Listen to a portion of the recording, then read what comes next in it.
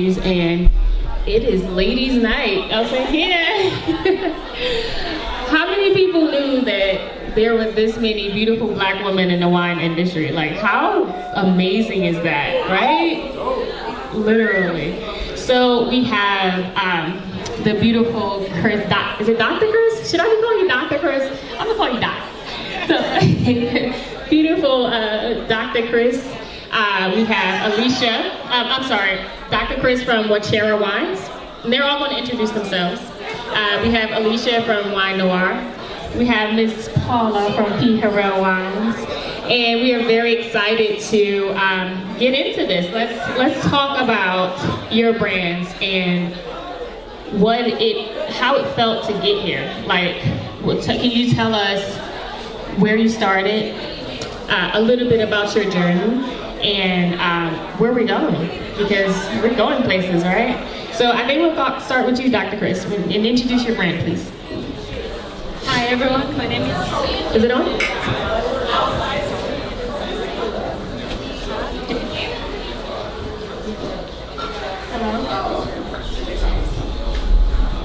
Hello. Hi everyone, my name is Chris, Dr. Chris Wachera, the winemaker at Wachera Wines. It's a Kenyan wine. Californian grapes on a Kenyan safari is what I call it. So we use Californian grapes, but use a Kenyan profile to craft the wines. It's the only Kenyan American wine in the country. My background is actually not in winemaking. My background is in clinical research. That's my 9 to 5. But I love wine as a consumer, and I love the science of winemaking. So I wanted to learn the behind the scenes and start working with families that have been in the industry for generations, both in Napa and Yountville, which are wine countries in California. And so I learned the behind the scenes crafting of wines. I loved how to refine my palate and how to get that, what I call a Kenyan profile. It's been a really exciting journey for me. Given that winemaking is not, has been nowhere in my background. I was born and raised in Nairobi, Kenya, had no vineyards, no concept of winemaking, but it's been an amazing, amazing journey. We have 5 different varietals. I source my grapes. I don't have a vineyard currently. I source my grapes from Napa, Lodi, and Paso Robles. So I craft wines that have a really, really unique profile. Really light, easy to drink, very smooth, everyday type of wines. Yeah, I had your wines yesterday. They are delightful. They're amazing. But Dr. Chris, let me ask you a question though. How does that feel being the only Kenyan American winery? Like, why do you think that is? Like, why do you feel like they're not more? So the winemaking industry is really intimidating. Breaking into it, first of all, as a woman, and secondly, as a black female, and thirdly, as an immigrant, it's really, really intimidating. So there's a lot to learn. There's a lot when it comes to licensing, when it comes to the craft itself. There are not as many people who are forthcoming with the in-depth of winemaking. But I was lucky enough, I was blessed enough to find families that were willing to teach me. And I've been embraced by the Bay Area market, which has been great, and has helped us thrive. We've been in the industry for only 4 years, so we're pretty young, but we're growing and we're doing, I think we're doing remarkably well. But it's definitely intimidating, especially for a woman, it's really intimidating. It is, because it's definitely a white male-dominated industry. You know, I think we've all heard the story of being the only person in the room and, you know, kind of having to fight through that. And I think that Jenny made an incredible point. Like, you have to go into that room confidently because you have to know yourself. Thank you, Dr. Alicia, tell us about you, because you have such an incredible story and a journey, and you have so many things going on with what you're doing. I mean, I literally have never met somebody who's holding as many keys as you are right now. So hi everyone, my name is Alicia Maria, the owner and founder of Wine Noir. So yes, I am holding many bags in the wine. At least you're paying attention now. I am so multifaceted in the wine industry. So what I do is I provide wine solutions to winemakers of color, particularly women-owned brands.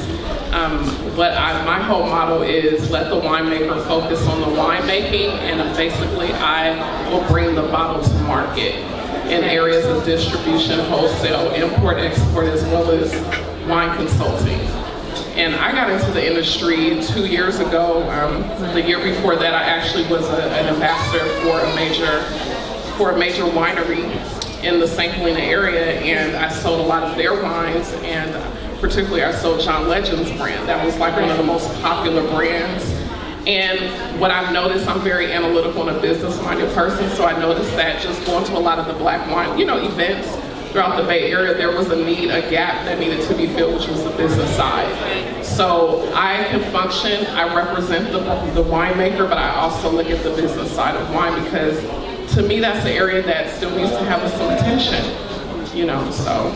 Right, and I think that's important too, because you don't see a lot of women on the business side of wine. Like even as distributors, or even working for the wineries, you don't see a lot of women handling the business of it. So I think that's incredible.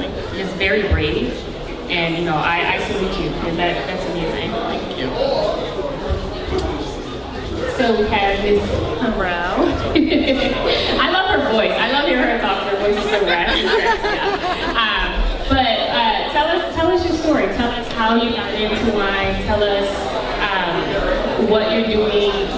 What future things you have coming up. And because you're a busy woman, and I know this firsthand. You're a busy woman. So hello everybody. My name is Paula Harrell, and I am the proprietor and vintner of P. Harrell Wines. I launched my wine label in 2015, so still fairly young as well. Like Chris, I had no background in winemaking at all. It's not a family business. I don't have vineyards, but I have a very, very long, strong history of wine consumption. So, as we all do. So I lived in Spain in college for a little bit, and that was my first introduction to wine and the wine culture. I actually fell in love with the wine culture first, and European culture, and then wine products. So I'm from San Francisco originally, San Francisco native, and Napa was buzzing around our lives for my entire life. So when I got home, I decided I'm going to go explore this wine thing a little bit more. This is in the 90s, I'm getting up my age, early 90s. So I started to spend some time in Napa, and I quickly fell in love with the wine country. And so I started to explore a lot of different types of wine. I got a timeshare in Napa and started bringing droves of people to Napa, and my goal was to learn as much as I could and expose as many people to wine as I could. So my previous career, which I still have, is real estate investing and real estate finance. So that's what I've been doing for 15, 20 years until I came into wine. But as I said, 15 plus years ago, I was really spending so much time in the wine industry. I started to think, what could I do in the industry? And I hadn't really come up with anything. And I'm going to be honest, the way I ended up getting into this business, my uncle, who's a wine connoisseur, he sort of took me under his wing, and we would do tastings every week with my friends, and he'd come to Napa with me, and every wine country with me. I was traveling all over telling other different wine countries. And one day, I decided to blend two different wines at the dinner table, which is such a no-no. But I thought they'd be better together, which is Zinfandel and Titsero. And I thought for sure, this is going to be better than either one of these by themselves. And I passed it to my uncle, and he looked at me and he said, "This is a fantastic blend. I don't know how you figured this out, but might I suggest you make your own damn wine and stop blending other people's wine." Hey. And when he said that, a light bulb went off, and I thought, I have to make my own wine. At that moment, I realized I didn't have a choice because I was so passionate about it. And so I went back to these people that I've been making relationships with for the last 10, 15 years, and I said, hey, if I want to make my own wine and I don't have any vineyards, how can I go about doing that? So I spent some years researching it, and I landed on something called custom crushing, where I buy my juice from other wineries, and then I make my wine in a custom crush facility. Wow, what a story. Yeah. What a story. That's kind of how it started. I started with a Zin and a Riesling out of Salt Creek, and now I've added a third to my portfolio, a rosé, that just comes out of the Sierra. Yes, and we are going to have that rosé on Sunday, so we're excited about that. But I hear a common theme with what we're discussing. I hear a common theme running through the thread of all of us, and it's kind of just like you didn't know where you weren't initially industry that wasn't their path, but something in there was like, hey, this is what we need to do, and there's a void. And I mean, it's incredibly brave to want to take on that void, especially as women, especially working other jobs, because this is time consuming. Like, the wine industry is no joke. Like, they will try you. But Dr. Chris, you touched on something about being an immigrant earlier, and I think that that's such an incredible thing, because that's powerful for people to hear that story and to want to aspire to that, because you're inspiring. People are going to see this and they're going to say, oh, I didn't even think as an immigrant to come here and make wine. And how do you feel about that? Like, how do you feel about kind of carrying that torch? It's extremely humbling, but it's also for me it's a true testament to the power of will and focus and drive, because I identify the gap in the market. I like my wines a certain way. I don't like sort of really heavy, bold reds. I like light, smooth, easy to drink wines. That's sort of the Kenyan way, the Kenyan profile. We like wines that you can, we don't pair our wines with food. We drink and we eat. So I wanted wines that complement that sort of profile. And so for me, thinking about it that way and thinking about just being sort of that driven person, trying to be an entrepreneur at the same time, and trying to be sort of the torch bearer, and it's extremely humbling. But it's also, like I say, it's a little bit overwhelming. It's a lot of responsibility on the shoulder, because if it fails, then the folks behind you will be like, okay, I don't know if I should test those waters. She tried, she failed, she didn't quite make it. So it's quite a bit of responsibility behind it. So we have to craft them right. We have to present them right. You have to represent. We're representing for the country. I think that as women, we are all represented in our fields. I am so proud of you. I'm so honored to share this industry, this stage, this day, this entire moment with you. Like, thank you so much. And I just wanted to give Alicia and Paula a chance to, maybe leave with some inspiring words as well.